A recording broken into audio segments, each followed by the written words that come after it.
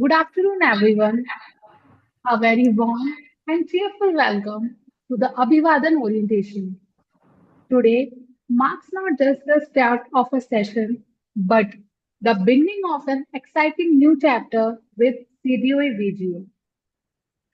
Abhivadan is a celebration of fresh beginnings where we come together to connect, to explore new possibilities, and to embrace the spirit of a vibrant learning community. Let's step into the journey with positivity, enthusiasm, and the confidence that great things await ahead. I am Soumya Bhardwaj and I will be your moderator for this session.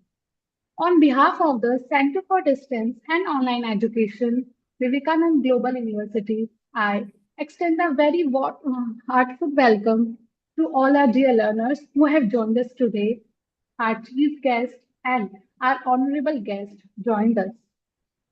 With that, let us begin this wonderful journey together. It's my almost an honor and privilege to introduce the president of Vivekananda Global University, Dr. Professor Andy Mathur. Professor Mathur brings with him more than 45 years of teaching experience and has served as the Dean of the School of Humanities and Social Sciences at JCRC University, Jaipur.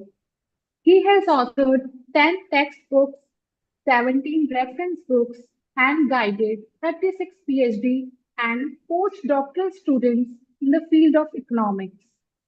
His contributions to the academia have been recognized with prestigious honors, including the APJ Abdul Kalam, the Sarvepalli Dr. Radhakrishnan Award, and the Excellence Award by the National Human Rights Commission.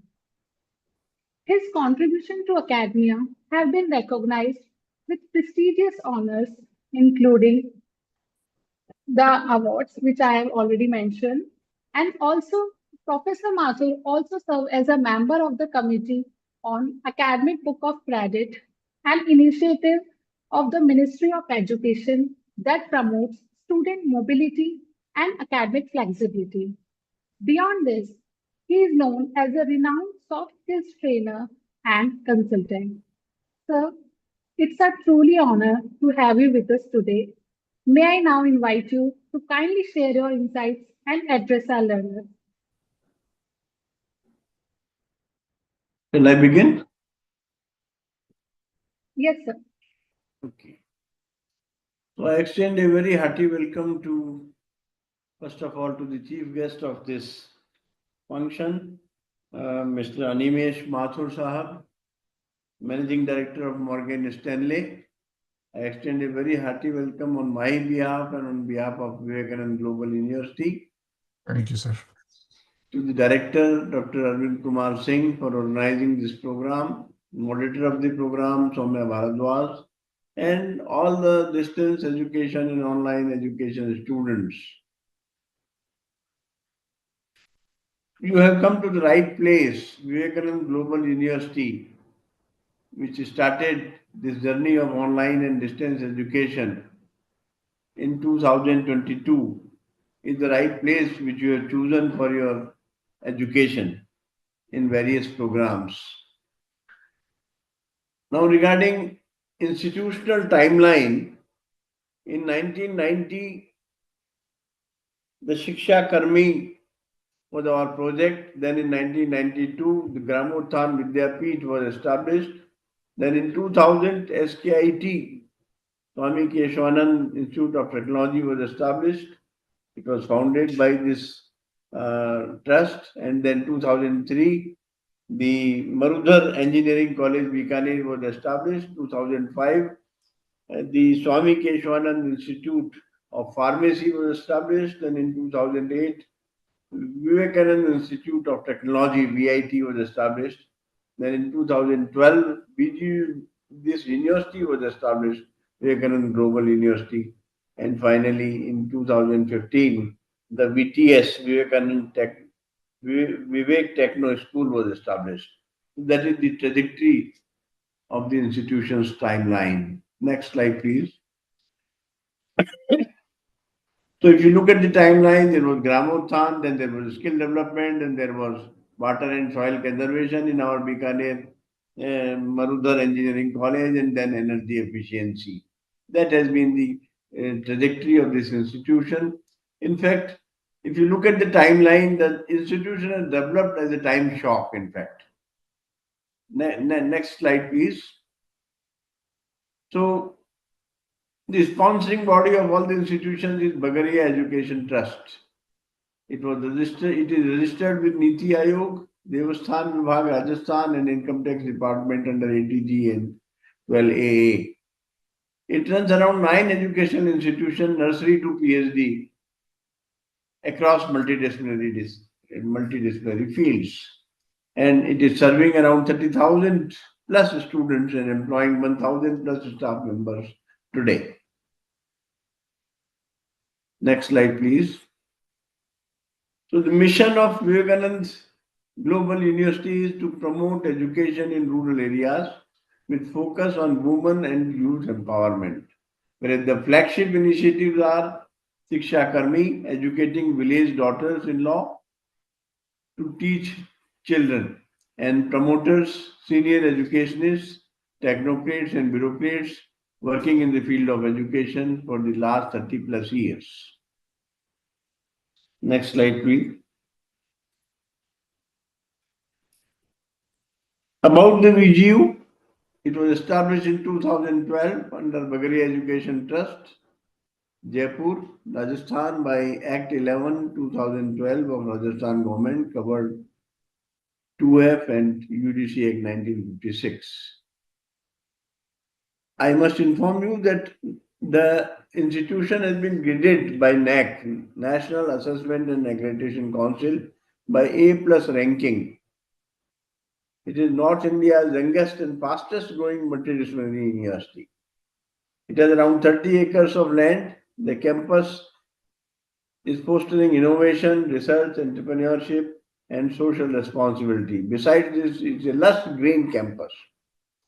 Over 60 plus career focused programs across 14 plus disciplines: engineering, management, law, design, agriculture, commerce, technology, allied health, science, etc.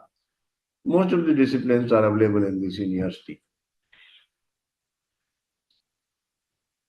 If you look at the university is recognized by UGC, then All India Council of Technical Education, Bar Council of India, then Council of Architecture and Pharmacy Council of India. It has launched Center of Distance and Online Education CDOE in 2022, in which you are undertaking this program. It is one of the Rajasthan's pioneering CDOE center of distance education online center, serving around 20,000 plus students across on-campus, online and distance modes. It is backed by a strong alumni network of 50,000 plus students, which are graduates from VGU, and they are spread worldwide. If you look at our vision, there is the Bagariyas are the visionaries, and their vision is to become a university with commitment to excellence and education. Excellence in education, research and innovation aimed towards human advancement. Our mission is facilitate holistic education through knowledge sharing, skilling, and in research and entrepreneurial development, integrate academic and industrial collaborations towards national development, mentoring of the students, physical, mental, emotional, secular, and spiritual attributes to become a valued human resource. And the core values of the VGU are integrity, accountability, quality, empathy, and transparency. These are the people. This is leadership of the VGU. Our chairperson are former IAS, Dr. Lalit K. Pawar Sahab, Vice Chairperson Dr. K.R. Bagadia. He was PSC member in Rajasthan, and he is a chartered accountant by profession. Chartered accountant Anil Bapna Sahab, who is a board member, who is founder and board member. Me as president of the university, and other board members are Professor Dr. Sandeep Sancheti, Professor Dr. B.R. Chahar. Sancheti Sahab has been at Surat in the NIT Surat director and then MUJ Vice Chancellor and Vice Chancellor of many various other universities. Professor B.R. Chahar from IIT Delhi, MP Punia Sahab from MNIT Jaipur, then Dr. Arya Kumar from BITS Pilani, Dr. Ramesh Loganathan from Hyderabad, and she is Vandana Agrawal, is one of the professor in our university. She is also a board member, teacher board member. Then regarding acts and status, statutes and status, the Establishment Act is established as a state private university under the Rajasthan State Legislation Act number 11 oblique 2012. UGC recognition is under 2F under UGC Act 1956 and then 12B also by UGC eligible to receive UGC grants for development and research. Degree awarding powers under Section 22 has been empowered to the university by UGC Act and jurisdiction authorized to operate within Rajasthan. Next slide. We have approvals and accreditations by many institutions. NEC grade A ranking has been awarded to us. Then there is UGC giving 2F and 12B. AICT has given us approval for technical and professional programs, approval for law programs given by Bar Council of India, approval for architecture programs by Council of Architecture, approval for pharmacy programs from Pharmacy Council of India, and then accreditation for agriculture science program from ICAR, and approval for planning and urban development programs by Town Planning Department. Now regarding rankings and recognitions, as I said, NEC A plus ranking is there. Then we have QS Asia ranking of 2025, which is in the band of 681 to 700. Then we are third. We have been ranked third by DI ranking 24. Then Outlook eye care ranking is again third, and 740 is the graduate outcomes world ranking 2024. Outlook overall ranking, eye care ranking has also been given in various programs like Mass Comm, Humanities, Basic and Applied Sciences, CSA and Management, and they stand number 35, 98, 99, 107, 129 respectively. Regarding faculties and academic units at VGU, there are around 15 faculties and around 20 departments in VGU, and there are around 68 courses being run by the VGU. Faculty of Management, Nursing, Hospitality, Pharmaceutical Science, and then Journalism, Mass Communication, Media, Faculty of Agriculture, Faculty of Design, Faculty of Physiology and Occupational Therapy, Faculty of Paramedical Science, Global Center for Entrepreneurship and Commerce, GCEC, and Center for Design Excellence, Code, VGU, Center for Distance and Online Education, CDOE, VGU, and Sports Diploma courses. These are various faculties and academic programs of VGU. If you look at our development, then incremental improvement over 5 years is there. Growth in number of students over last 5 years is around 5x. Then rising percentage of enrollment for girl candidates is in handsome number, and then increment in need cum merit scholarship is there. If you look this graph, you will find that we only have 3 faculties. Now we have 16 faculties. When I say faculties, means the Faculty of Humanities or Faculty of Management and Faculty of Engineering like this. And then departments which were 7 in 2013, they are now 21 in 2025. We are running around 74 programs. Earlier we were running only 18 programs in 13. And then clubs which were 5, now they have become 25. So there is remarkable progress from 2013 to 2015. Next slide, please.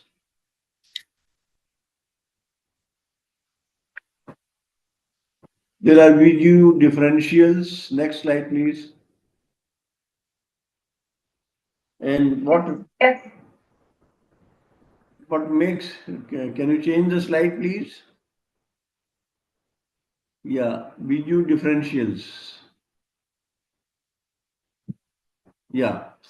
And what makes VGU different from others is placement, startup, dual degree program, and the alumni network. That makes different from the other institutions. Then placement status, batch 24-25, highest package was 46 lakhs. Then highest stipend was 50,000. Then placement offers were around 1,400. Participating companies were around 240. Internships were around 3,900 plus. Then internship which were in government organizations were around 100.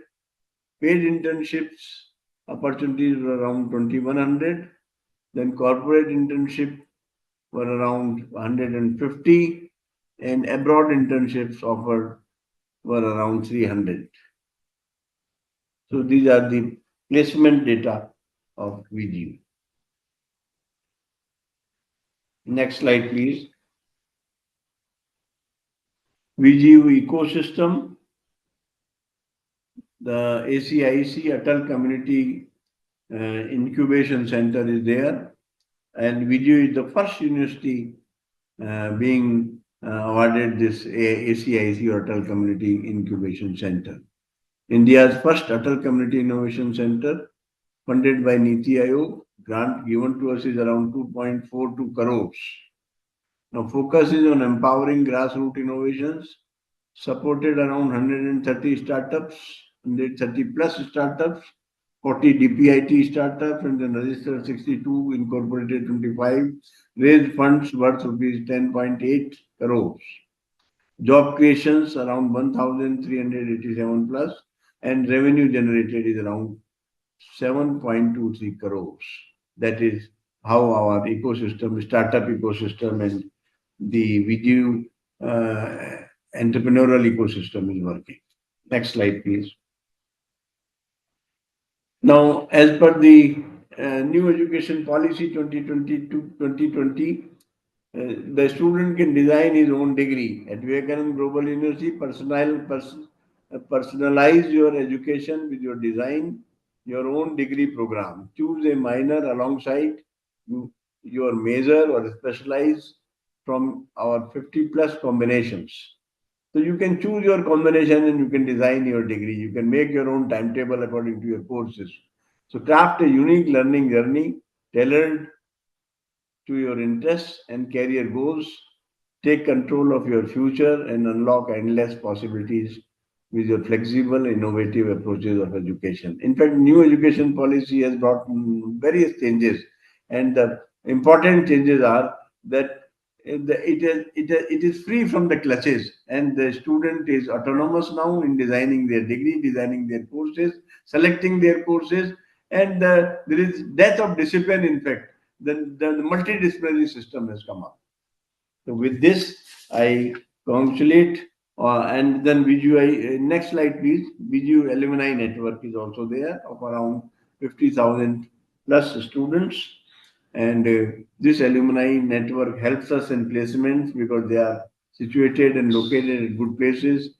There are strong presence in entrepreneurship, alumni pursuing higher studies at top global universities, placed in Fortune 500 companies, then active in public service government roles in various organizations. Alumni regularly engage with their university as mentors, recruiters, guest speakers, and donors, and network supported by Alumni Association and global chapters. So our alumni network is very strong. It is a registered alumni association in in VGU. Next slide, please. Last slide. So VGU is a truly global campus. Students of 23 countries, 28 states of India, 18 languages, and 6 religions. They are present. It is a mini India, in fact, and then foreign students are also there. So it is Diversified campus, truly global campus, dedicated uniform is a mark of oneness.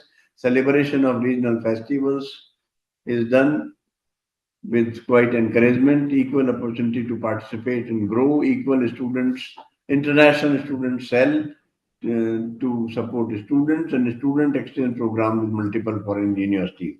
So with this, I close by saying that I wish for the continuous education of this online and distance education, and these students will get benefit of the VGU quality of education. Thank you very much. Thank you, sir, for your inspiring words and your insights on the rich history of VGU and the vision of CDOE, which have helped our learners feel more connected and motivated as they begin their journey with us. So now it's my privilege to introduce our esteemed guest speaker for today's session, Mr. Animesh Mathur. Mr. Mathur is a senior management leader with over 20 years of experience in the financial services and the technology industries. He currently serves as managing director at Morgan Stanley USA. Prior to this, he held leadership roles as vice president at Fannie Mae, a leading housing finance company, and also contributed to the dot-com technology industry in Silicon Valley. His professional journey began in India in the technology education sector. Academically, Mr. Mathur is an alumnus of the Sidram College of Commerce and Economics, Mumbai. He further holds a Master in Information Systems and Decision Sciences from Virginia State University and an MBA from the University of Virginia.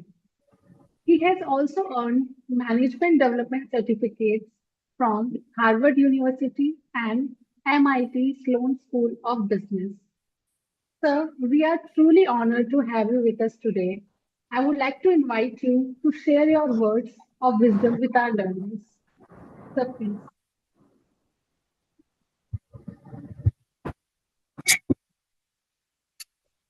Thank you, Soumyaji. I hope you all can hear me.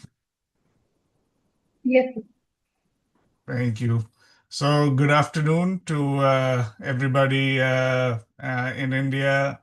And from what I just learned, there are so many countries being represented. So, good morning, good evening, good afternoon to all of you, wherever you are.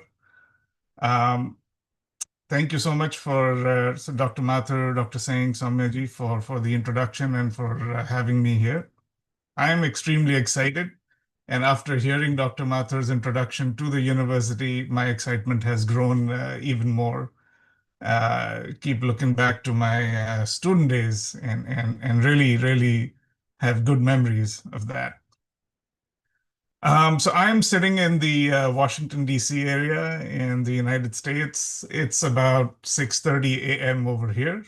I'm about 9.5 hours behind all of you who are, connecting from India and potentially other parts of the world. About 12 to 13,000 kilometers away from Jaipur or any other point in India. Yet we're having a very comfortable conversation. We're exchanging ideas. We're having a meeting of the minds. And that is the beauty of technology. And that is the point. So time and distance have no meaning in this increasingly connected and digital world. To give you an example, right after this meeting, my workday will start here in the US, and I will be getting on yet another Zoom call with my colleagues who sit in other places in this country, in New York. There are some who are in the United Kingdom. There are lots of team members who are in India and Southeast Asia as well, in Hong Kong. And we will all get on a call and we will discuss matters at hand. And this is what we call BAU, which is business as usual, right? So I want to firstly congratulate all of you for continuing your educational journey, starting your educational journey wherever you might be. and choosing a medium that is rapidly becoming the primary way of learning across the globe, right? Online learning is something that is growing rapidly, has been around for now several years, but it is slowly becoming very fast actually becoming the primary way of learning. And I engage in online learning all of the time. So I'll maybe share a little bit about my journey and a few things that I have learned along the way that might be useful for all of you today, whether you're starting out as a student right after class 12th and starting your degree, somebody who's already started their career and you are looking to upskill, or somebody who took a break to attend to life and is now back trying to learn, balance life and learning. Welcome to all of you.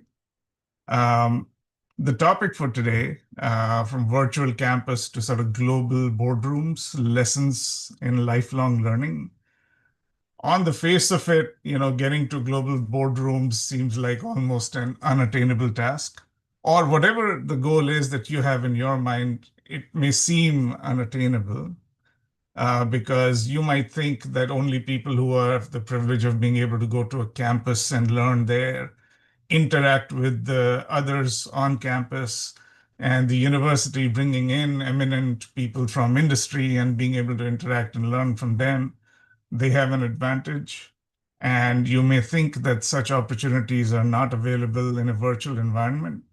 However, that statement is not fully true because as much as that depends on the institution imparting the education, so take VGU, for example, some of these stats are so impressive in terms of what the university has been able to do.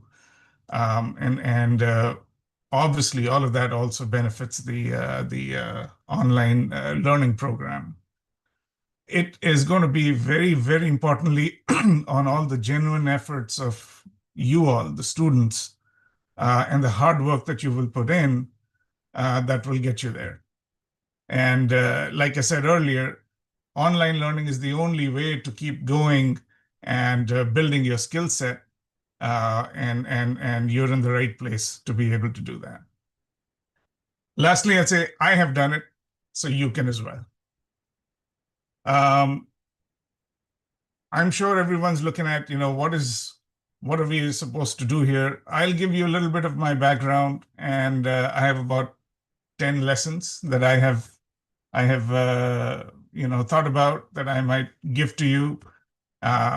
See what you make of it, leverage it, learn from it, because I've been living by this code for the past 25 to 30 years, and have been able to climb the corporate ladder, so to say, be invited into corporate boardrooms to present to board members and to be able to interact with them and make some meaningful decisions for the companies that I have worked for, right?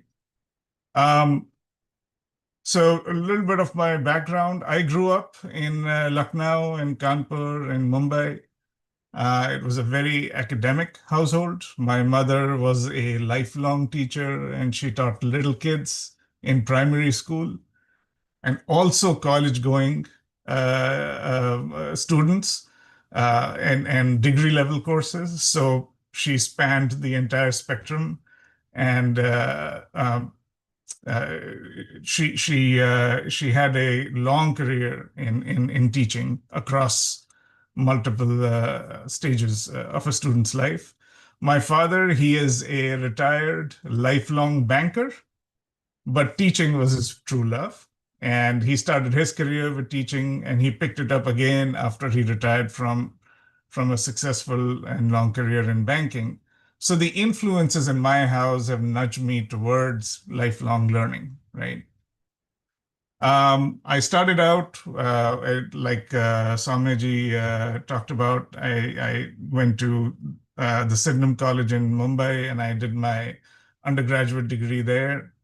And I wasn't getting institutions that I wanted for my higher studies, which is why I decided to try my luck in USA. So we did not have places like VGU back then to be able to, continue my learning journey.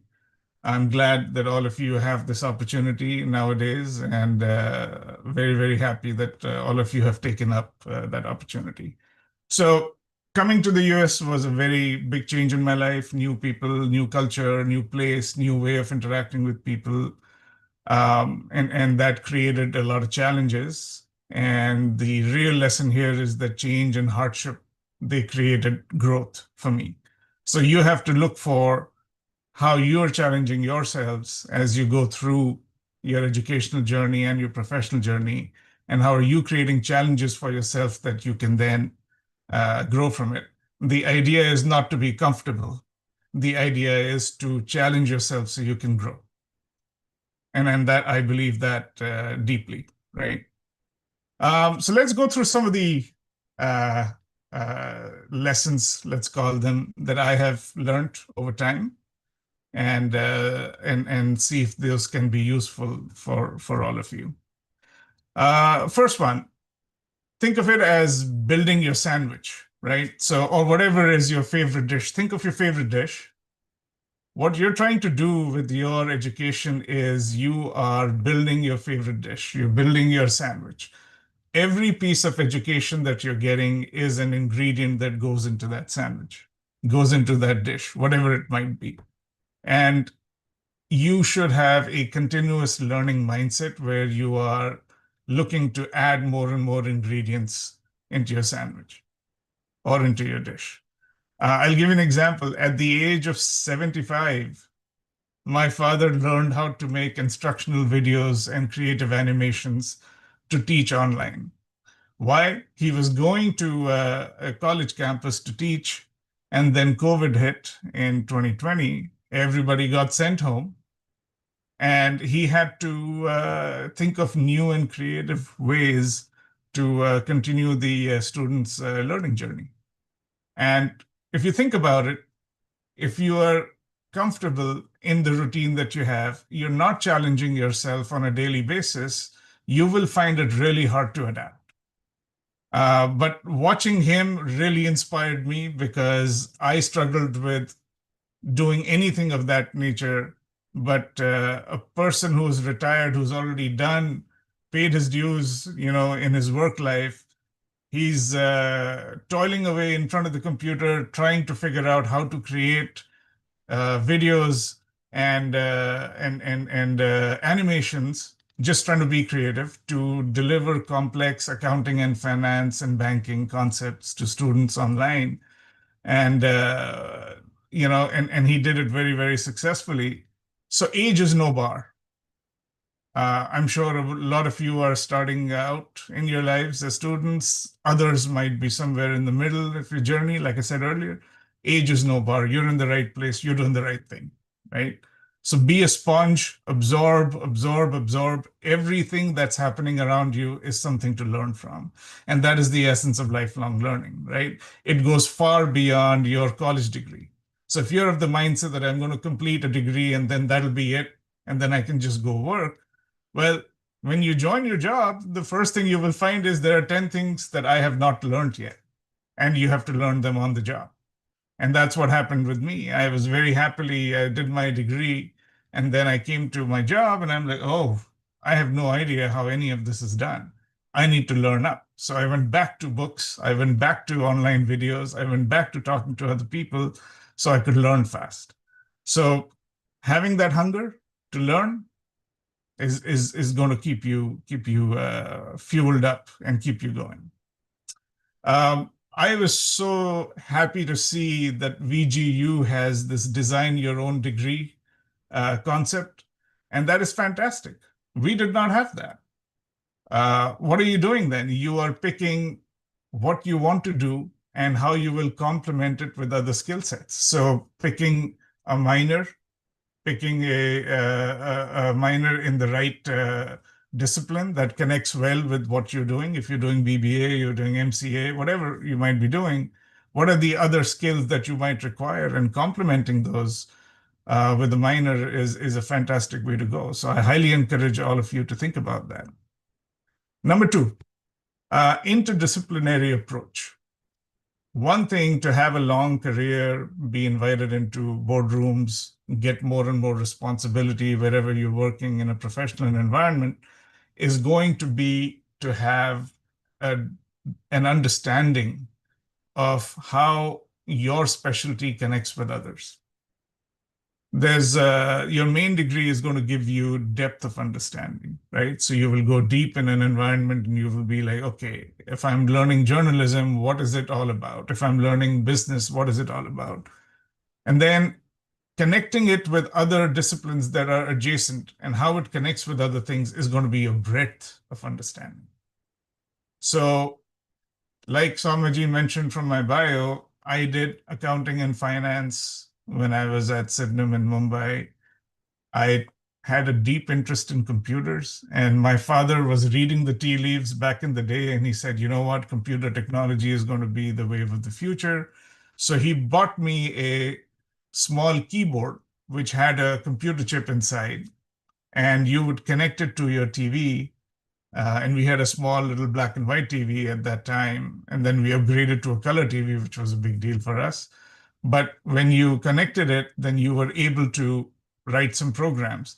And that just blew my mind. I was like, it was something that I did not anticipate would happen. And it opened up just new, wondrous worlds for me. And I started on my computer learning journey pretty early on. And then because think about him, he's already mid-career and he's in banking in traditional banking in India, which was not very digitized. It was not very computerized at that time. And he was thinking ahead and he was learning on the job and he was learning outside the job to be able to expose me, but also to upskill himself. And having that mindset was something I learned from him. So I started with accounting finance. I did a minor in computer science. And then when I came here, I did an MBA. And then I decided I also wanted to learn more about information systems. So I've been fortunate enough to get those opportunities. But the takeaway on this point is the mindset that you can adopt is to say you're building depth by going deep and you're complementing it with breadth based on where you think you want to go in your career and what other skill sets you can add to your portfolio, right? So build that sandwich. Take that dish and think of all the ingredients that will go. Let it cook over time, and you will be that consummate professional that you're hoping to be one day. Number three, work on both your technical skills and human skills, right? So what do I mean by that?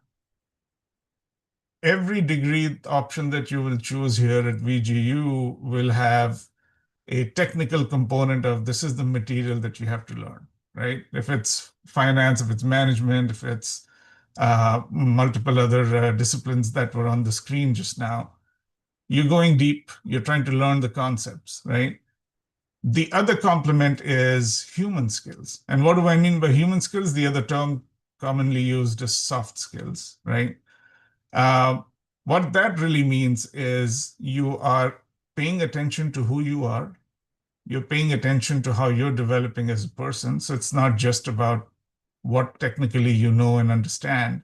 If you want to go far in your career, you have to work on yourself as a person along with working on your technical knowledge.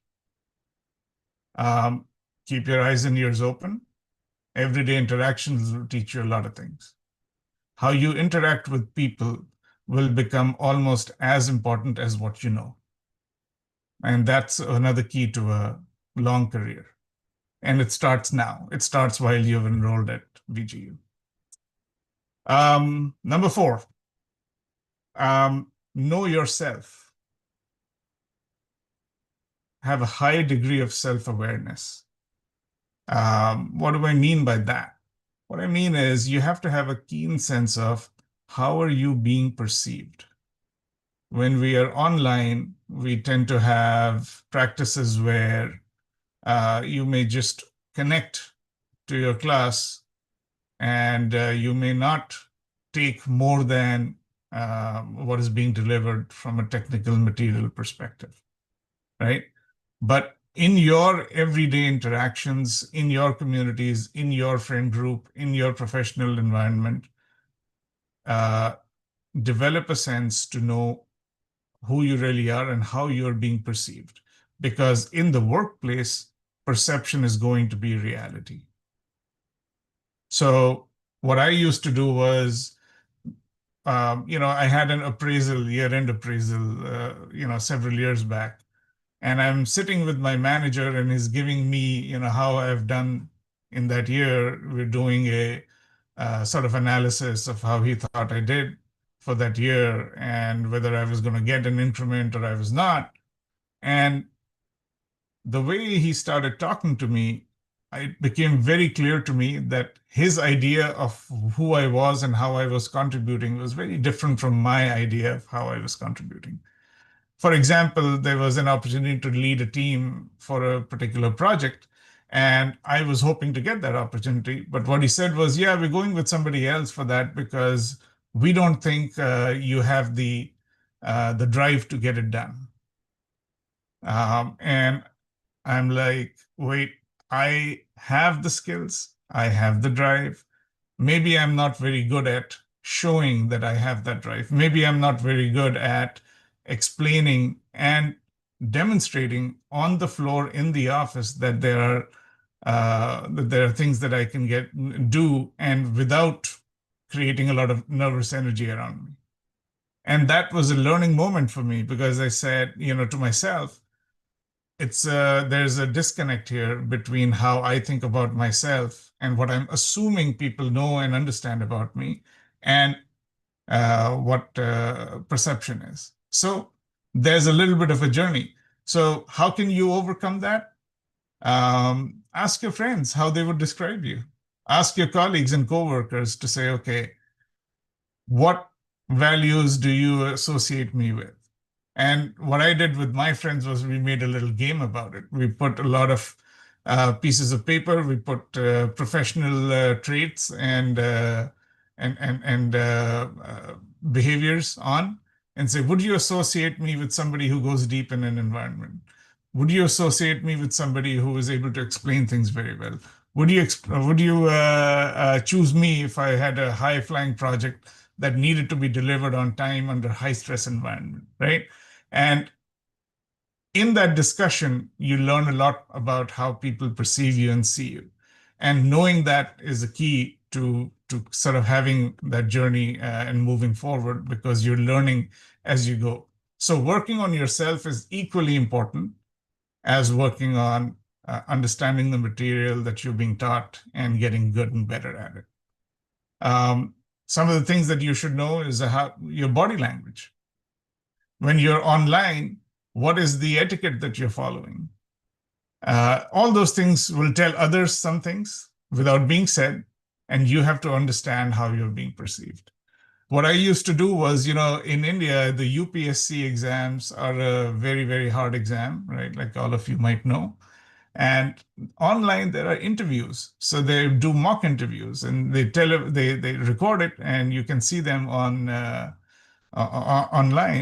And I find those fascinating because candidates will walk in, they'll get asked a few questions, and then after the mock interview, the interviewer and the interviewee have a debrief about how it went, and they talk about your body language, they talk about how you answered the questions, they talk about whether you kept your cool under a stressful question or situation that was given, and you learn so much from it.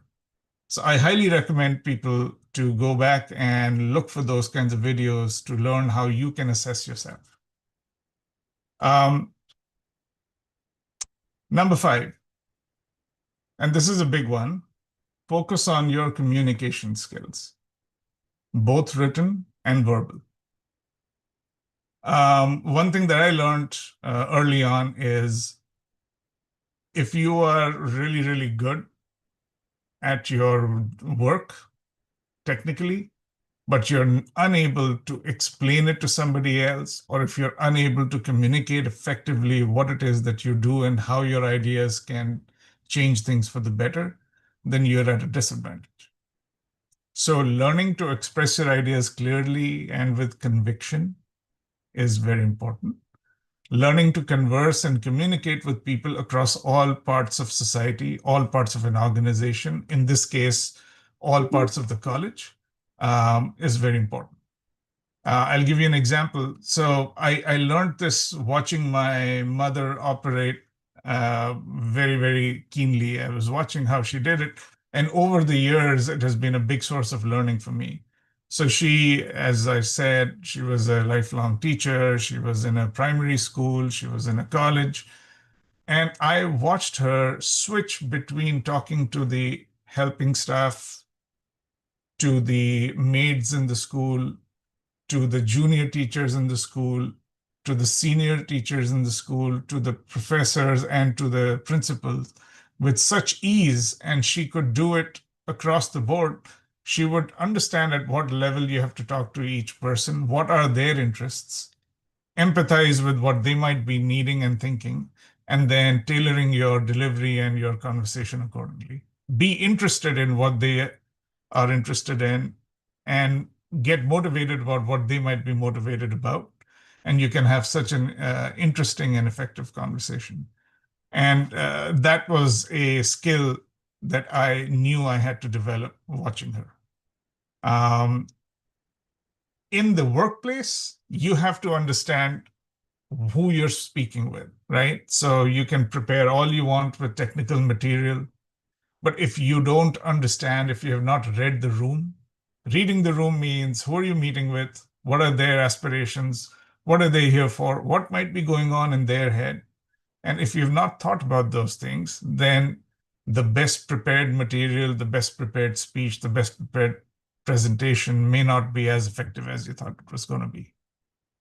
So read the room, anticipate the needs of the people, and the operative word here will be empathy. You have to empathize and think about what the people you're interacting with might need, what they might be motivated to be doing, and understanding that and tailoring your delivery accordingly is key. The way I came about it is I used to practice, either in front of the mirror or with your friends or others that are your colleagues. How do you take complex concepts and explain it to somebody else in more simple terms so that they understand? And for that, not only do you need to have mastery over your material, your technical content, you also have to have a very deep and a good understanding of who it is that you're communicating with. And once you have practiced that empathy, once you've understood who it is you're talking to, you will do a much better job of communicating. And I can tell you that people who are highly proficient technically, but are deficient from a communication perspective, will lose out to people who are working on their communication skills and working relentlessly on these aspects of their career and journey. So if you can teach it to somebody else, you have understood it well. And if you can connect on a human level to somebody else and be empathizing and be able to communicate effectively, you are setting yourself apart from others. And this applies to people who are already in their careers, to new students who are just joining after your 12th grade, what have you, right? This applies universally. Number 6, develop an online etiquette, right? So we're all going to be online learners here for the most part. You have to, and it continues in life. I go to the office, but I have so many colleagues who are not in my geographic location. I have to connect with them over Zoom. So I'm in virtual settings literally every day, all of the time. And how to operate in a virtual team is super important. Things that are, common etiquette: keep your camera on when you're having a conversation with somebody. Lean in, have a conversation as if you're sitting face to face. Wait your turn, let them finish what they're saying, think, reflect, and then respond. And a big one I learned much later in life is Don't stare at the screen, stare at the camera, because that's what will give them the eye contact that you would otherwise have in a real world conversation. So bring up those online etiquette practices in your everyday engagement online, and you will see a difference. You will see a difference. Again, that word comes back: empathy. Where are the others connecting from? What time zone might they be in? What must be their mindset? What's going on in their lives that will shape the way they're thinking? In person, there's so many other cues you can pick up on. Online, you have to be just vigilant, lean in, and be interested in having an effective conversation. At VGU, you will get assignments that you might have to do in a group. You will have to have breakout rooms. You will have to have online calls and meetings. How are you showing up? Are you showing up prepared? Do you have your camera on? Are you ready to be seen and be interacting? Or are you disinterested and you just hop on a call, stay muted the whole time, don't contribute? All these things are little practice things that will either prepare you for the future or keep you behind. Number 7, be patient. So when I joined the master's degree, eventually I did 2 master's degrees. But when I joined my first master's degree, 9/11 happened in the United States. And I was just graduating from my first degree. And 2 big events had happened almost in close concert. So for those of you who may not know, there was a dot-com boom in the United States, and I had started working in a dot-com company, and it was the biggest and hottest thing in the market at that time, and then that market crashed. So there was a recession that was coming up because of it. I had to get out of that job because they did not have any more funding to be able to support new people, and I went back into my second degree. What did I do? I put my head down and started building my sandwich, adding more ingredients to it, adding more ingredients to my dish, because you can always keep learning and keep adding new skills, upskilling, right? So I started doing that. And then 9/11 happened, which was a really bad job market because the country was under stress, the economy was really bad. What did I do? Put my head down and started adding ingredients, because I knew after you have navigated through these tough times, how you show up with what kinds of skills that you have in your portfolio will matter, right? So college was long done, undergraduate degree was long done, first master's was done. I could have thought, okay, I don't need to study anymore. But fortunately for me, because of my influences in my childhood, I knew that I needed to keep adding ingredients to my dish and be prepared for the right opportunity. So the other thing that I would talk about is when I was in my previous company where I was in the housing finance industry. In 2008, there was a major financial crisis, the great financial crisis that happened. And my company was also part of the impacted companies, and it sent ripple effects across the entire economy of the United States and eventually the world as well. But everyone that I knew was telling me, hey, you need to leave that company. You need to jump now, right? And I know all of you who have already started working keep getting that urge, hey, I need to jump now. I need to jump to this job. I need to jump to the other job. When the world was on fire, I chose to stay. Why? Because I wanted to watch very closely how companies under stress operate.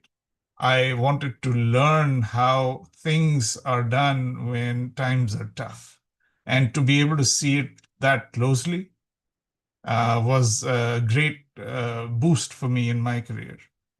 A lot of other people jumped jobs and they went to other companies that were stable, not in the limelight, not being talked about. But I chose to stay mostly because I knew this would be a great learning opportunity. And others would learn the same things over 5, 10 years in their professional careers. I was able to see that up close much faster because of how it was going down in the industry that I was in. And sometimes you take the right gamble, you fight the urge to jump jobs, and you actually learn, and you're better for it. So you just added yet another magic ingredient into your dish, or that one ingredient into your sandwich that makes it a great sandwich, right? So the richness of your experience is what matters, not the number of things and the number of jobs you've had. That would be important. Number 8, I think it is. Cultivate the invisible hand that pushes you forward. There's a famous quote from Adam Smith, who's the father of economics, for those of you who will learn economics here. So we are only limited by our imaginations. You might think that only the assignments in your college are the things that you have to do, but no, you can be doing so many different things. You could be taking on assignments of your own. You could be taking it upon yourself. I want to do a study of how inflation works in India. I want to study up on my own research history of how budgets presented by the government have worked in the economy's favor or not, why certain decisions were taken. I want to have a debate with myself. I want to write it down, and I want to then go to my professor and discuss it with them and learn from it. So always have that invisible hand. Discover what it is. That keeps you going. That keeps you being curious. That keeps you staying interested and motivated to be learning more and more and more. And I really believe in that. Any advice I give to people who are joining new in my team, I tell them, find that invisible hand that's going to keep you going. Because if you're the kind of person who only does what they are told, then you're not independently coming up with ways and avenues to learn and grow. And differentiating yourself from the pack is going to be important. This concept is going to be super important. Number 9, write down your goals. This is very simple. If you have some clarity as to what you want to do, write it down. Write it down on a piece of paper, put it up on the wall in your room, in your cubicle, wherever you work. Or if you're at home and you're trying to get back into the workplace, put it up on your phone, make it your phone homepage, but look at it constantly, because writing it down just somehow does wonders.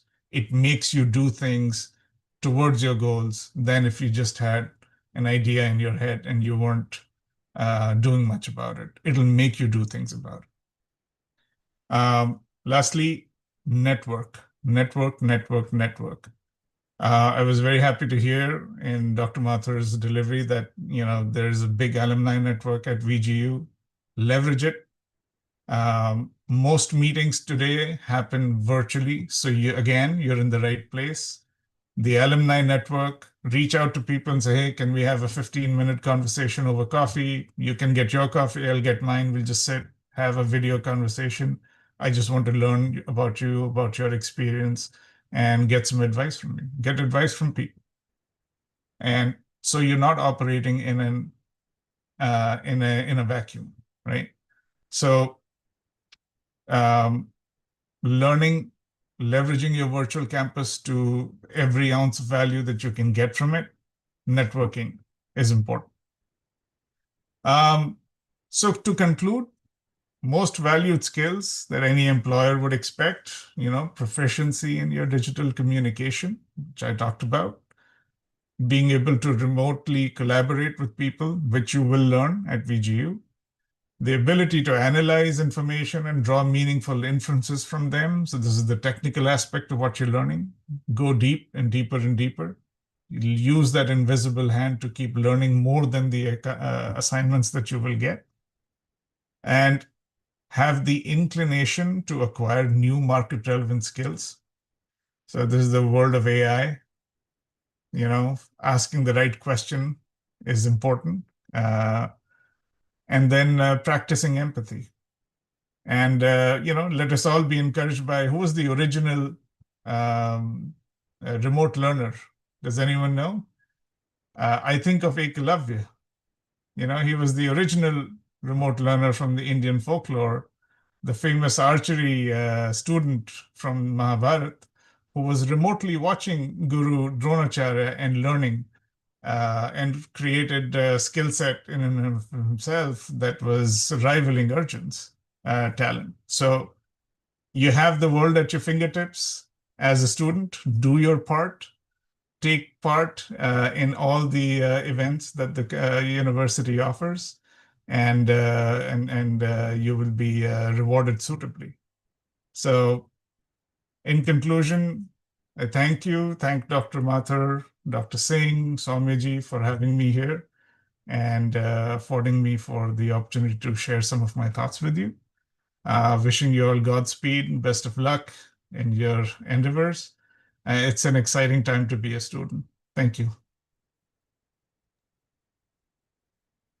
Thank you so much, sir, for sharing your experiences and valuable real life learnings with us.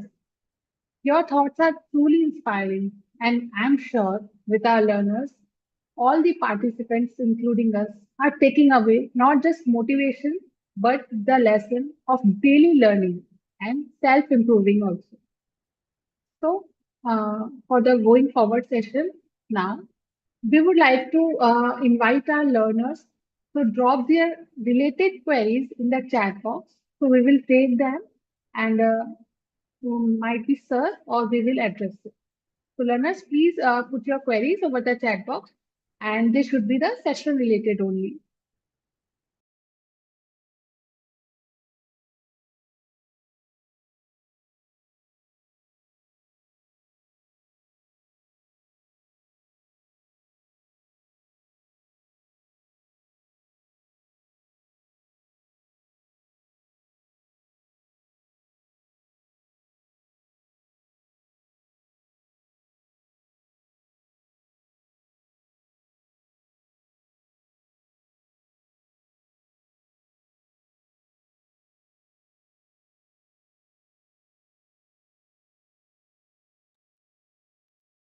So, we have one query from the learner Rita. So, she's asking, did you ever feel like giving up, not grabbing an opportunity? Yeah, very good question, Shikha. Yes, I did feel like that at one point. Um, the That's human nature. Sometimes you get tired of um, trying to keep learning. But what what happened was, when you have this, when you treat it as a burden, is when you will feel like giving it up. When you make it part of your routine, then you don't even think about that this is a problem and I feel like I should not be going ahead. I talked about patience, right? You have to have quiet, calm confidence in your abilities. All the things that you think that will come at a time that you want, that doesn't really happen. And being patient and continuing to have confidence in yourself is the key. So if you're ever feeling like you're giving up, all it takes is a conversation with your favorite professor. All it takes is a conversation with somebody who you really value and trust. And you will see that they will just come back to you with such inspiring words and with, recognizing your own true value. Because, what we do, sometimes we beat ourselves up for not doing enough, but we don't celebrate ourselves for what we've already accomplished. It's a great thing that you're here taking this course. I don't know, you may be a new student or you may be somewhere along in the journey. Maybe you're coming back to work and trying to get back into the workforce. Those are things to be celebrated and congratulated for. So I have just relied on people I trust and who will give me inspiring advice and show me all the good things that I've already been doing. Once you have that mindset, it's going to be very hard for circumstances to defeat you. But patience is the key. Keep at it, and you will succeed. Give yourself time. You don't have to work along a made-up timeline in your head that this is when I need to get certain things. If you can free yourself from that, you will have a great time learning. Hope that answers your question. So we have next question from Shlok. He's asking, how do you face self-doubts?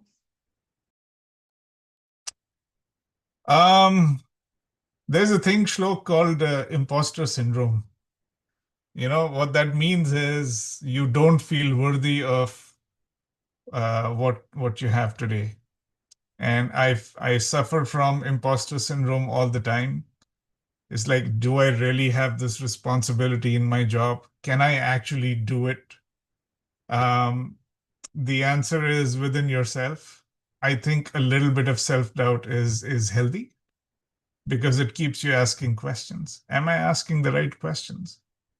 Am I doing things that I should be doing to get ahead? And you may treat it as mental stress, but it's not. It's that invisible hand that keeps pushing you, which I talked about, right?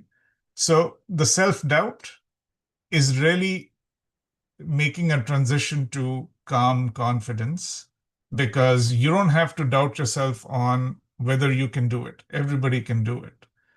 What you should be thinking about is what other steps can I take? And if you can be patient and just keep working at it, that practice of working at it will get you through. And then that's how I have grown up. That's how I've learned to deal with things. But battling imposter syndrome and self-doubt, it's part of the journey. So enjoy it for what it is, if that makes sense. Sir, we have last question, and that question is quite common. That learner is asking, dear Animesh, I admire your professional journey. Could you share one habit or practice that you believe has significantly contributed to your success? Yeah. I think the one thing that really helped me, obviously you have to focus on knowing yourself, right? But if I apply it to myself, the one thing that I learned was I need to learn how to talk about my experience. A lot of people stay quiet, stay behind closed cameras, don't interact, don't talk about things. If you can find the courage to talk about your experience, whether it's with your professor or with your fellow students, and say, this is what I'm going through. I tried to do this assignment and then my head went somewhere else. I started going down this research and then I was not sure whether I would be doing the right thing. What do you think? All it takes is asking the question. All it takes is sharing your experience. And as you share your experience, you will see that people find ways to interact back with you. And that's what it is. It's about continuing to talk about your experience, because as you verbalize it, you get clearer in your mind as to where you need to go. I've practiced that throughout my career. I continue to do it today.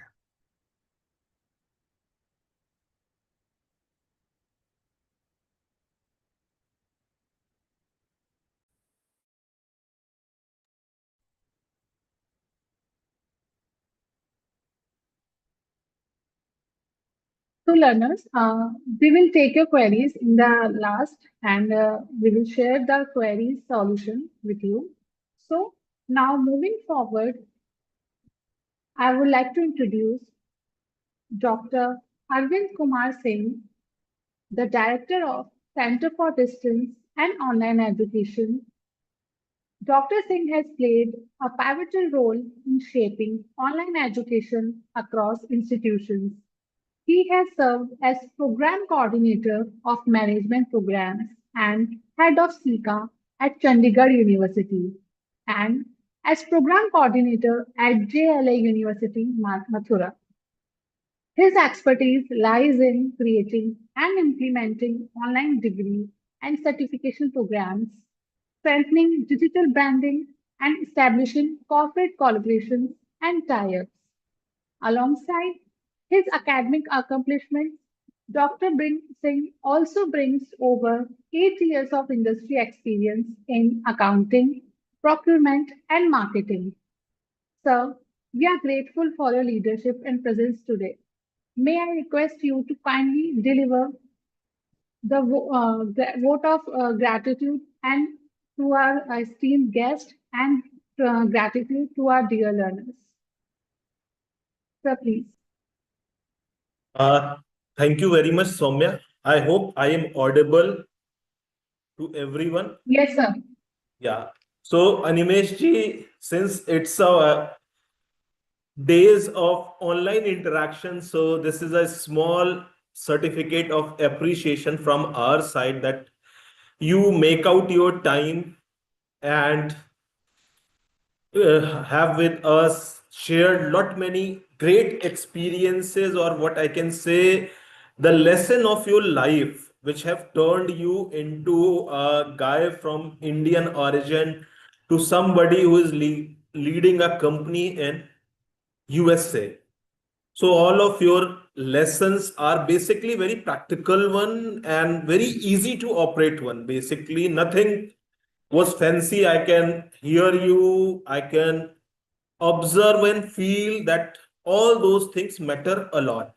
All those 10 points which you have shared with our all our learners are very inspiring, very motivating, and most important, easy to adapt also.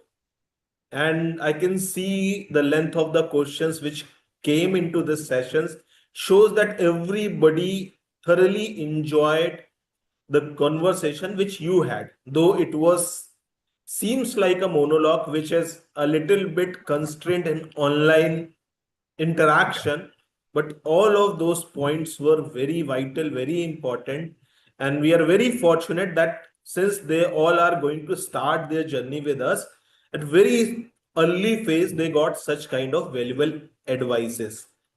It's Thank you, sir. the time of networking, so we hope that you are going to get lot many LinkedIn invitations from all of our learners so that they can seek your guidance in future also. Sure. I am also very much thankful to our Honorable President, Professor Mathur, who can spare out his valuable time. He is very occupied person, a very learned one also, and addressed all of you. Vivekanand Global University carry a very long legacy. So thank you once again, Animesh ji. If we'll love if you can be with us throughout the session. Else, if you wanted, you can leave also. Once again, thank you very much for your precious time. Thank you so much for having me. Thank you. Yeah.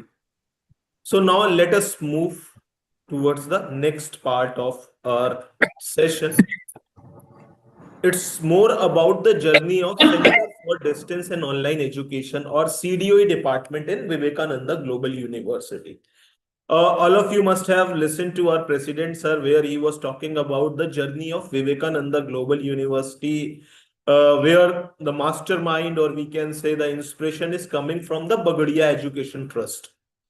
So they started in 1990 and they make out lot many different institutions, whether it's a Seva Karmi or SKIT or VIT or MEC, later state that VIT become VGU in 2012 and 13. And after long 10 years, when they established the brand VGU during COVID, as Animesh was also sharing the example of his father, I was so fortunate to have a very close association with Professor Yogesh Chandra. I think we had a 4 or 5 years of teaching experience with together. So that COVID time was very crucial for everybody. We all have seen that calamities, disaster can come anytime and there would be a complete disruption. So how one can cope up from that place? So at that time, UGC has also realized the power of online interaction. So they formulate a proper law to establish online education. Prior to that, there was a distance education. As Animeshji also mentioned about the Ekalavya, who was one of the, we can say in history, the first distance education or remote learning student. So UGC was running distance education, but they somewhere down the line realized that now they have to take a step forward. So online education came into spares in year 2021 in a proper setup. So Vivekananda Global University has also realized the power of online interaction and provide the quality education on a very affordable price to a global audience. So they have established the Center for Distance and Online Education in year 2022 and 23 under the dynamic leadership of our Honorable CEO, Engineer Omkar Bagaria. We started with 3 programs, MBA, BBA and BCA with 200 odd learners. Now we are having 9 programs in online education, 5 programs in distance education. We are having 6 PG programs in online education and 3 UG programs in online education. And all of our online programs are duly entitled by University Grant Commission and having the similar kind of relevance of degrees, whatever you are going to get into any kind of conventional program. I could see there was a question also regarding the value of the degree. So the degrees are carrying the similar kind of relevance and values. Can we move into the different slide? Okay. So basically, I've already mentioned that CDOA was established in academic year 22-23 in October 22. And we've got the approval for distance education and entitlement for online education. And we are one of the very few universities in Rajasthan who are running all 3 modes of education. Currently, we are having 9 UGC entitled online UG and PG program, 5 UGC recognized distance education program, and a very vibrant learning community of more than 10,000 learners in our CDOE department. We have very strong, robust 24/7 restricted support through our learning management system, where you can access all your learning material and resolve your queries through chats with your academic mentors also. Now, all these programs which I was mentioning, they are here also, 9 in online education and 5 in distance education. So 6 PG, 3 UG in online, 3 PG and 2 UG in distance education. I hope all of you are from all these programs only. Can we come to the next slide, please? So basically, when we talk about the online program, or we often say it's online VGU, means Vivekananda Global University in its online domain. So through CDOE, we are offering online program, and there are certain USPs. I hope every university is having their different kind of USPs. So all our program are UGC entitled. We are having a NAC A+ certification from NAC. We have very carefully crafted our programs. You see, all the master's programs have some kind of employability aspect. As Animeshji was also mentioning about certain skills, your technical and human skills. So all our programs are designed, or we can say curated into certain manners that you are going to learn and feel these kind of skills. And university is quite focused to work upon the skill development of all of its learner through the industry interaction, through the live sessions, and through the very challenging assignments also. So all the degree program which we are offering from here is having the global accessibility also, and we have few of the global learners in our online programs also. Our learning management system is also having few flares of AI, because right now all the learning is happening with the help of some kind of artificial intelligence, some kind of machine learning. So we have also embedded the similar thing into our LMS also. Few of our programs are having the multilingual support also. You'll find those things into the video lectures. We are accredited with UGC, NAC, AICT, and QS world ranking also. We are coming into the band of 600 to 700. So worldwide, VGU is having its relevance, its academic excellence also. So all the programs, as I've already mentioned, are 24/7 through LMS. You are going to have your live interaction with your faculty members, your industry expert in weekends only. And all the recording version would be available 3 to 4 working days after the conduction of the session into your LMS. Today, I am not going to talk about what is going to be in your program, because tomorrow onwards, we are going to have specific program orientation. So most of the queries which you all were raising into the chat box are going to be cater into those program orientation sessions, which are going to be conducted from tomorrow onwards. So you'll get some expert mentors also. People like Animesh ji will be visiting and addressing you all. Our fee structure is very affordable. Since all of you have taken admission, you must have compared it also.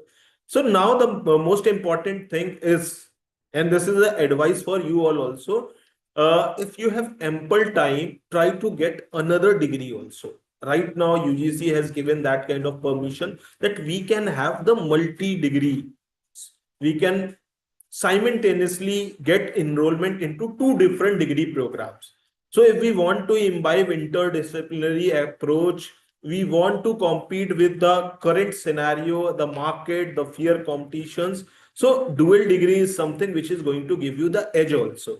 Like Animesh ji is having 2 masters after a long gap. Now all of you are so fortunate that you can get yourself enrolled into 2 master degree programs right now without any legal compliances.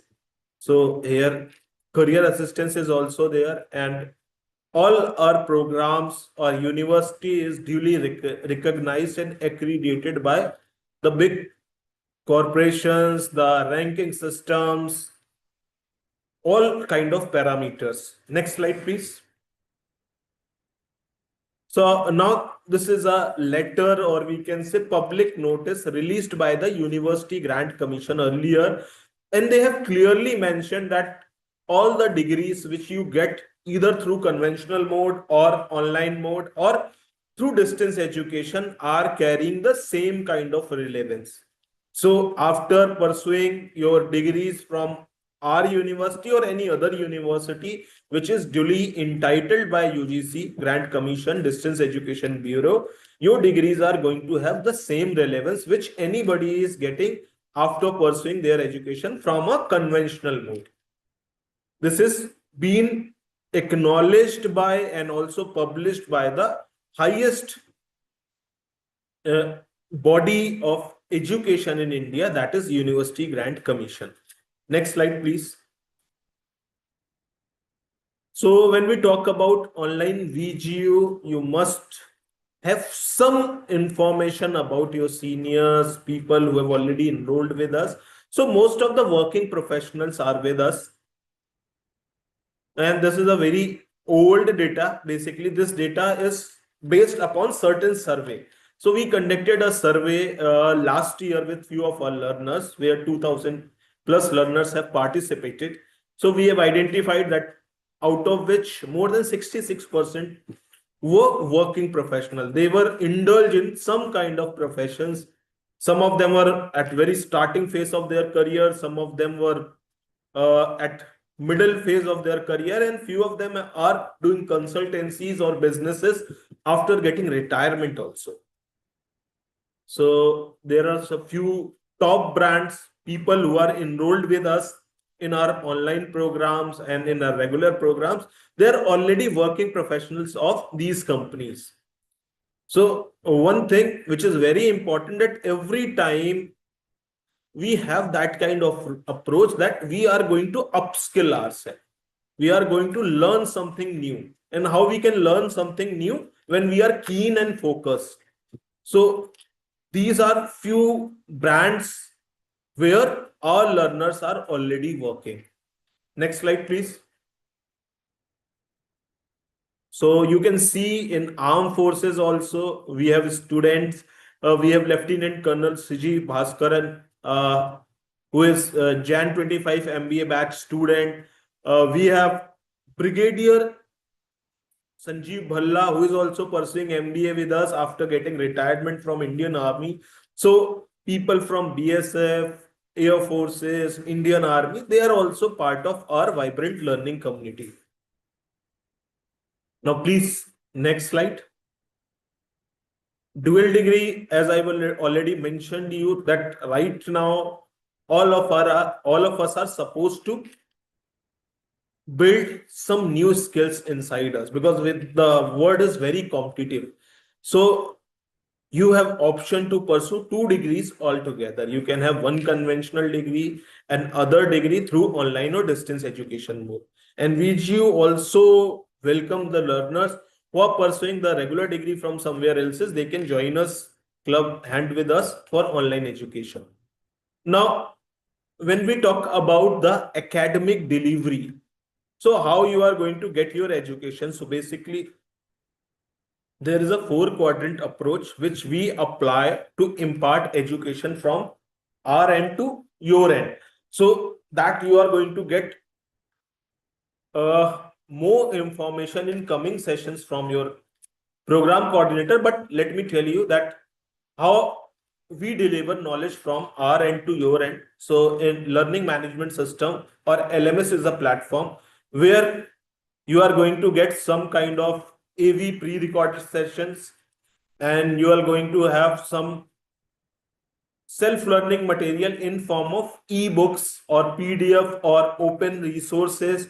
And then there would be discussions in synchronous mode, the way we have connected right now, with your academic mentors, with the industry experts. So that would be a live interaction, and there would be some interaction through chat mode also.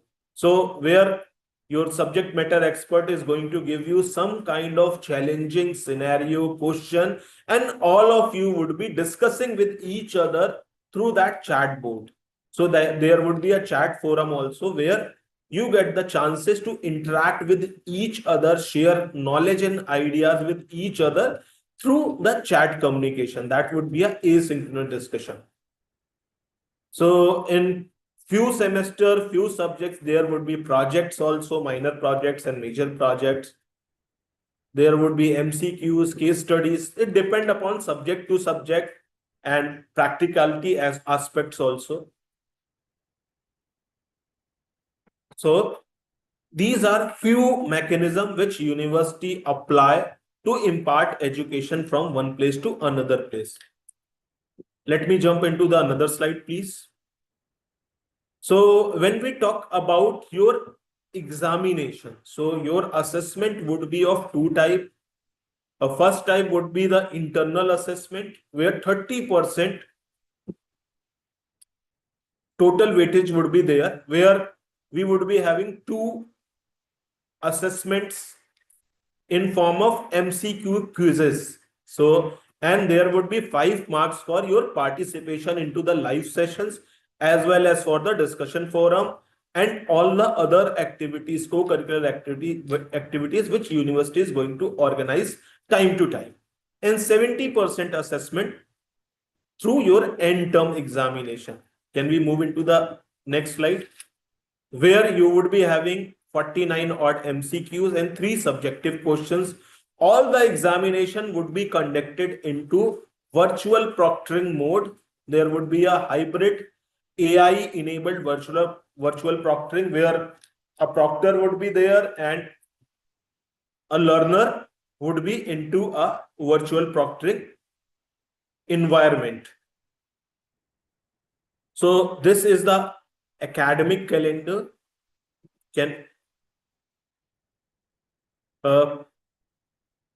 Please open the academic calendar through Control plus click.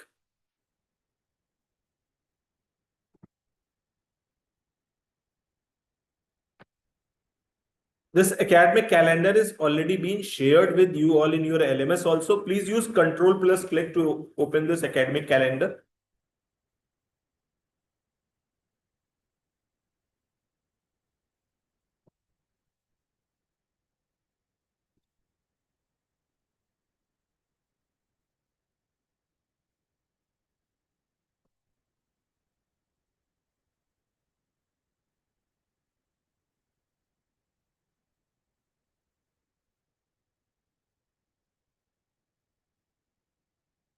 So basically, your original plan for starting the semester was 13th of September, which we have extended 1 week.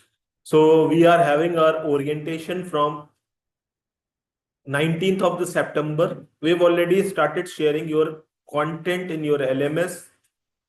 And from next week onwards, we are going to have our live interaction through live classes where your faculties are going to address you in the live classes. As I mentioned earlier also about the two internal assessments. So you are going to get your internal assessments in your LMS. The first IA would be released by 15th of the November and second IA would be released by the 15th of the December. For each subject, there would be two internal assessments. For detailed information, your program orientation are coming up. So there would be a last date of submission of that internal assessment for each paper. And the live sessions, as I've already mentioned, are going to conduct from the next week onward. And we'll be having some midterm feedbacks through feedback form. Though for all the live sessions, all the sessions, you are going to have a feedback form where you can share your feedback, you can rate your session expert, you can suggest, you can ask your queries, where will revert back you. Then there would be a pre-examination. Your end-term examination would be conducted after 10th of the January.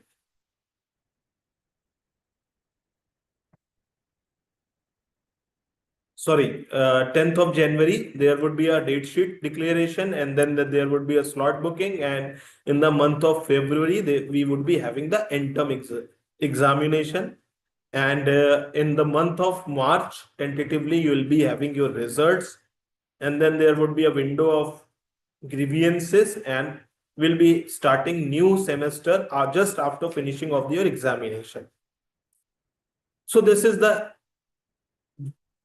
comprehensive academic calendar. Your live lecture schedule and other discussion forum schedule would be in your LMS, and that would be on a weekly basis or 15 days basis only. Shall we come into the main PPT?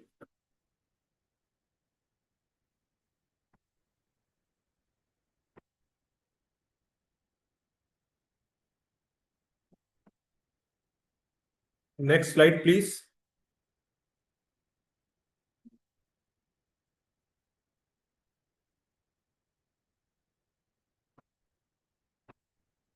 Next slide.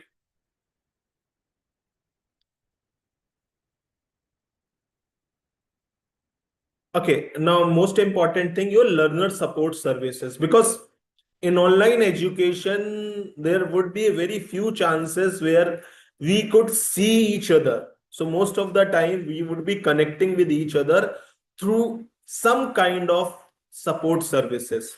So here we have learner support services for you all, that is acting as a communication channel between all of us. So there are learner communities. I hope that all of you are part of those learner communities, and all of you must have got the official email IDs with onlinevgu.com. So you can use those email IDs and write email to us, and you can participate into your learner community. And there is a helpline number also where you can directly reach into your mentors through those feedback forms and assessments. mid-semester assessment, you can give us the feedback, you can suggest us. And the learner support team is also there to have a close monitoring into all of you, though all the data is directly coming from the learning management system also, where we have access that how many classes you have attended, how much time you have devoted to study in your LMS. All that timeline is getting calculated automatically, and we have that analytics with us. So learner support mentors would be there who can be approachable during working hours. You can connect with them. There was one question about quitting also. Sometime when we feel very alone, disheartened, at that time you can connect with your mentors and discuss your academic and other queries with them also. Next slide, please. So there are mean of communication. You can be part of the WhatsApp community where you can revert one-to-one on the community chats. You can directly email us, and you can connect us through phone lines also through our helpline number. Next slide, please. So these are the grievance mechanism steps that a learner can resolve their query through emails and calls. If you want to communicate with us, please use your registered email ID, the email ID which we have shared you through your provisional enrollment letter. So all of you are having the VGU enrollment IDs, VGU email IDs, official email ID, which started with your enrollment number. Your enrollment number @onlinevgu.com. So put your name there, enrollment number there, program detail, your contact detail, your query into a proper manner so that we can understand. You can connect with your learner support mentors also during working hours, 9:30 a.m. to 6 p.m. Or you can drop them a WhatsApp message, or you can email to them also. Next slide, please.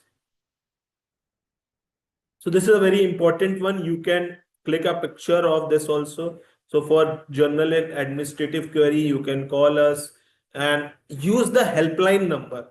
This helpline number 9549086333 is very important. And for all your queries, you can write srm@onlinevgu.com. If there is a program specific academic query, you can directly coordinate with your program mentor or program coordinator, keeping SRM ID into loop.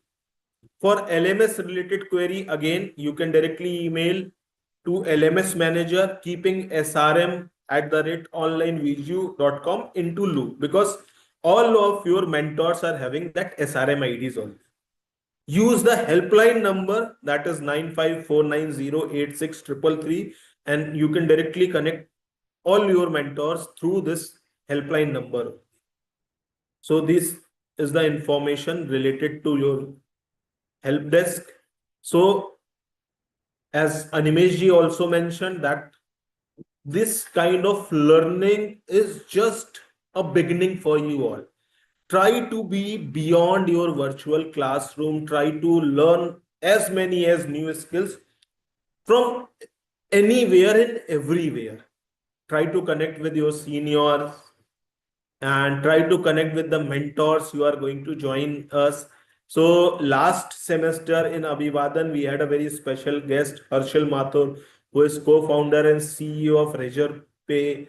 Prior to that, we invited the Vice President of Sales of ESSI Council of India, Dr. Saroj Apato. We invited Dr. Nitya Prakash, who was at that time Vice President and Global Head Tech Academy. Now he is a CEO of Quality Education New Zealand.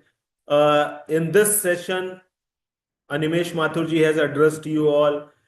All of you must have participated. So these were few of the dignitaries which we have invited, especially for Abhivadan. Prior to that, we conducted Abhivadan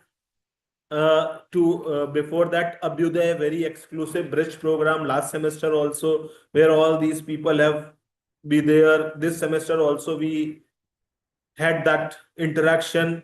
So all of you must have attended the session of Amita Menon, Pradeep Agrawal, Dr. Puneet, Dr. Anita Divakar, Dr. Harshika Parekh, and many more leaders who are directly coming from the field of academia, industry, and sharing their relevant experience with you all.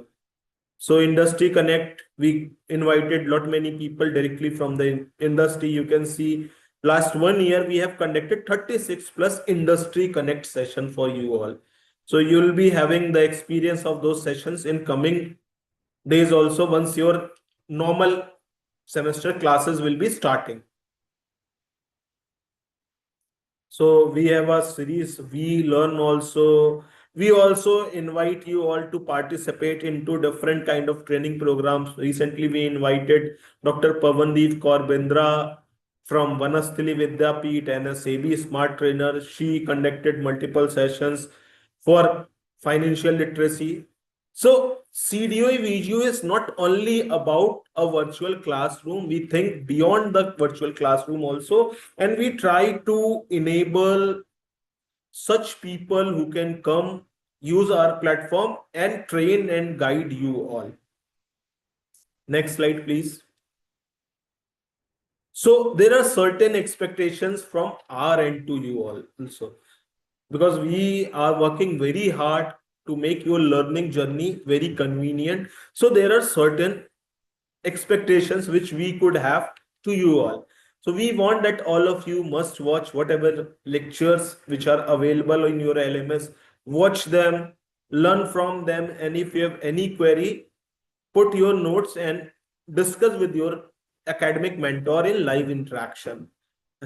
Don't miss attending live lectures. We'll be having live lectures from next week onward, and most of the live lectures would be in second half of weekend only.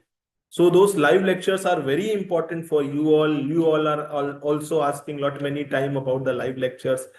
Actively participate into the discussion forums also, because discussion forum is one medium where you can put your thoughts in form of your letter, and this also give you opportunity to read the thoughts of your other colleagues also.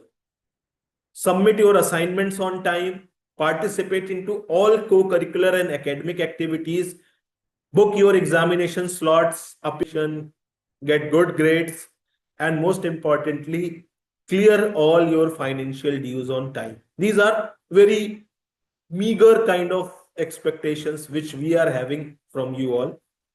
So here also we have covered some very important touch point of your journey, which is going to with us for next 2 or 3 years, depend upon your program level. All of you have taken the enrollment. So you have submitted your application, documents verification has been done, you have submitted your fee, and you've got the provisional admission letter, and 99% of people have got their LMS also. If you have not received it, tomorrow is a forum where you can raise that kind of point also. Then your LMS orientation, there was a orientation in this week only. We have the grand Abhivadan. Tomorrow onwards, you would be having program come course orientations, and then your course progress through AV sessions, through live interaction, through industry expert sessions, through assignments, and through discussion forums also. So after completing your academic journey of a semester, we would be having examination. So you book the slot, you appear into the examination, then the result will come.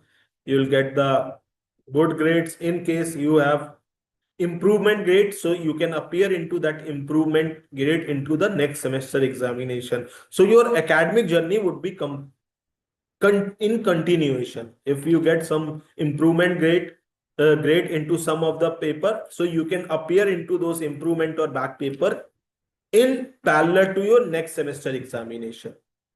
So after examinations, evaluations, you would move into the next semesters, and once you complete your 2 year or 3 year journey, you will be awarded with the degrees. In between, there would be opportunity of industry expert, there would be a opportunity of placements also in VGU. All the online learners are also invited into the placement drives, which are physically conducted in campus or somewhere else in Rajasthan by the university. So all of you would also be invited into those drives in your final years. Once you complete your program, you would be awarded with the degree. Right now, we have 2 MBA batches and 1 MCA and MSc batches have successfully completed their requirement of the degrees, and they would be awarded their degree into a physical convocation ceremony, which would be conducted into 12th of the January 2026 in the birth anniversary of Swami Vivekanand, which we celebrate as a Youth Day also. So this is the important point of your learner journey. So now I'm very thankful to all of you who have patiently listened to all of us. So thanks. And once again, all of you are welcome. We show our gratitude that you have taken a very good step and joined online VG. So quickly we'll take 2 or 3 questions which are relevant to this sessions only. Because I've already mentioned tomorrow onward, you are going to have your program orientation. So all the program related information, all the course related information, all the LMS related information, examination related information, you can settle into those program orientation. And next week onward, you are going to have your live classes. So quickly 2 or 3 questions in chat. And I'll only take the relevant questions related to this particular session. So I hope you'll take the opportunity and put very right and apt question here only. There is a feedback form also in the chat box. So all of you are requested to fill that feedback form. And in case you have any query which is left to ask to Animesh ji or to me in about this session or to the president sir, you can put that query into that feedback form.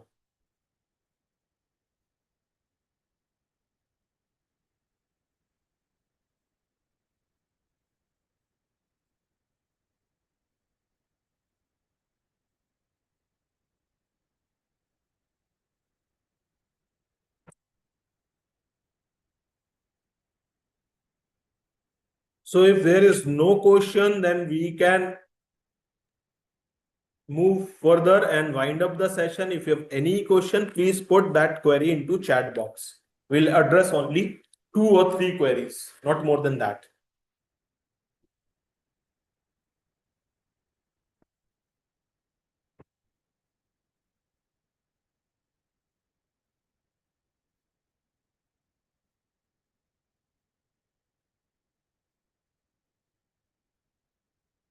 Sarvesh, you can write your message into chat box.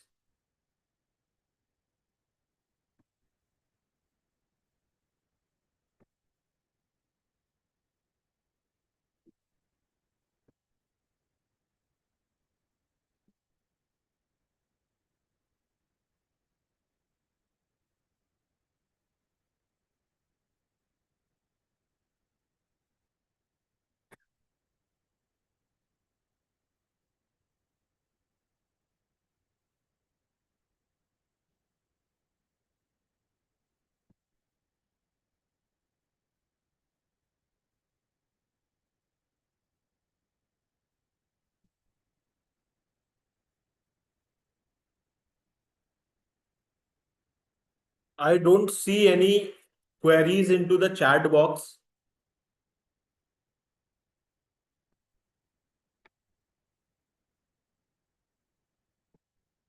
I think few people have raised their hands. So if we can allow 1 or 2 of them.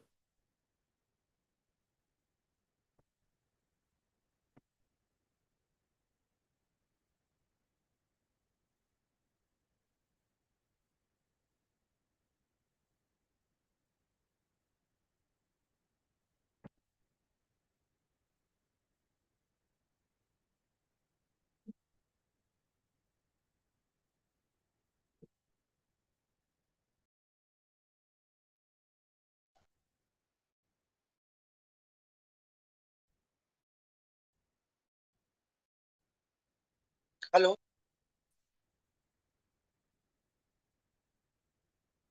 Hello.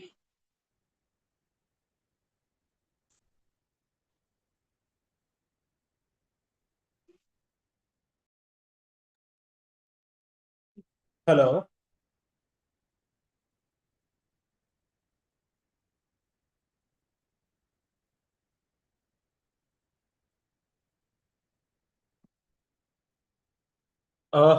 I don't see any chat question here, so we can move to the next segment. Yeah, Bhuvan, I can see your hello.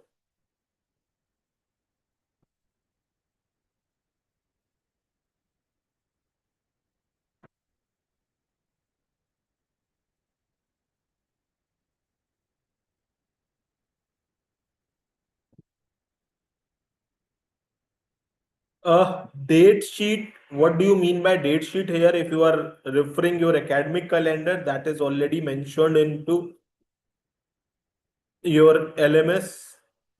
There would not be any offline classes for online student, but you can visit the campus anytime.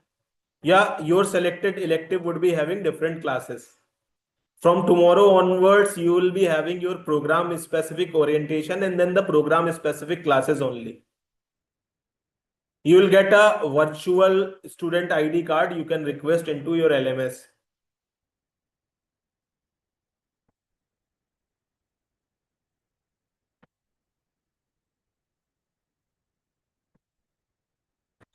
That only Animesh can answer. Let's see.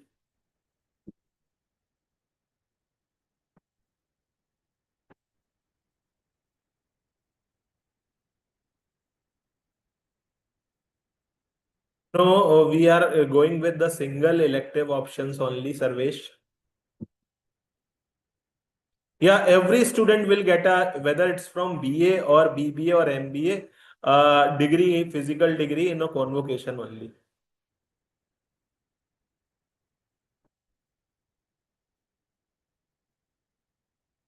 Examination criteria would be discussed in detail in your program orientation.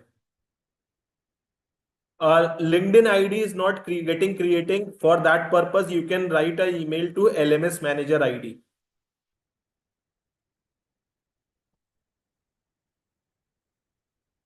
You have to upload your photograph.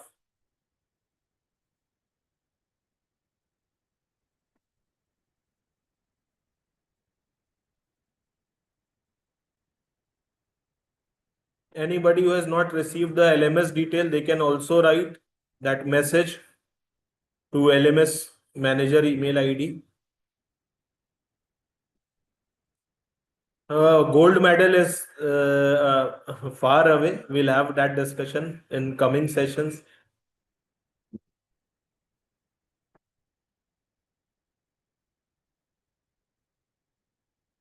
Okay, all these queries you can raise into your coming session.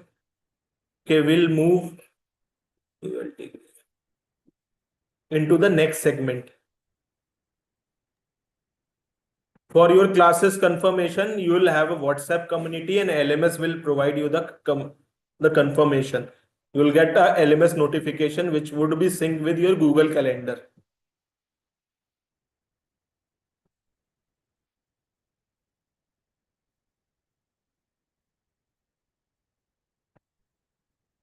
For dual degree, we can have a different discussions. Okay. Okay, now let us move to the next segment, that is vote of thanks. Thank you everyone for patience listening to all.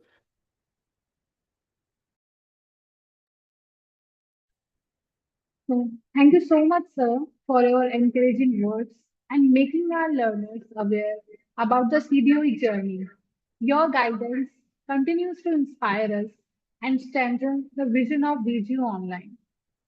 So, as we bring the inspiring Abhivadan orientation to a close, I take this moment to thank everyone who contributed to making today's session truly memorable and inspiring. To deliver the vote of thanks now, I am honored to introduce Mr. Deepak Bishnoi, Deputy Registrar of Center for Distance and Online Education, Vivekanand Global University. Sir has been a strong pillar in ensuring academic and administrative excellence and continues to support and guide our learners' journey at the VG. May I now invite Mr. Bishnoi to kindly share the vote of thanks and extend our collective appreciation to our distinguished guests, faculty members, and the learners. Thank you, Sonia. Good evening, everyone. On behalf of Center for Distance and Online Education, I extend my warm gratitude to each and everyone for making today's Abhivadan Orientation Ceremony 2025 a memorable success. First and foremost, I would like to express our sincere thanks to our chief guest, Mr. Animesh Mathur, for gracing the occasion with his presence and sharing his invaluable insight. Your word of wisdom have truly inspired our learners as they begin their academic journey. Our deep appreciation also goes to our Honorable President, Sir Professor Andy Mathur, and Dr. Arvind Kumar Singh, Director CDOE, for their constant guidance, encouragement, and support in shaping the vision of our programs.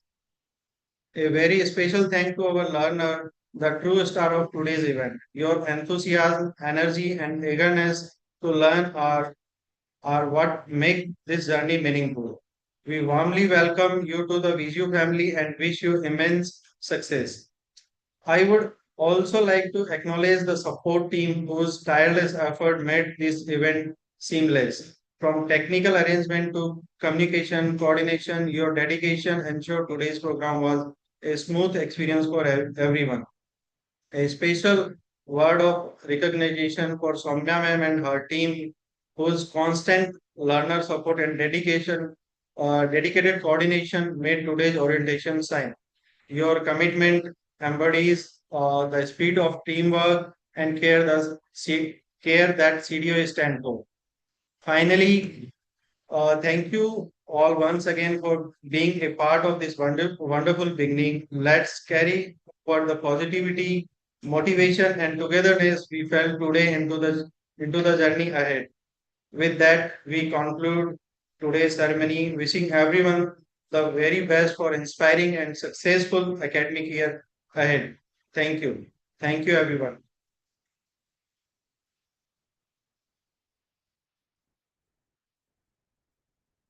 Over to you, Mr.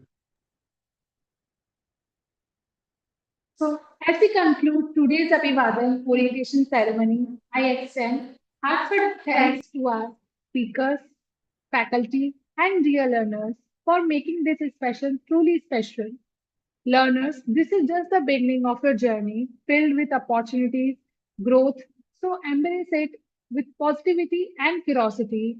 Also, I would like to inform you that tomorrow onwards, you will be having your program related orientation programs. So kindly join them and be active on your WhatsApp communities as well as the emails which you receive from the university. So have a good day, have or keep learning, and we will meet tomorrow.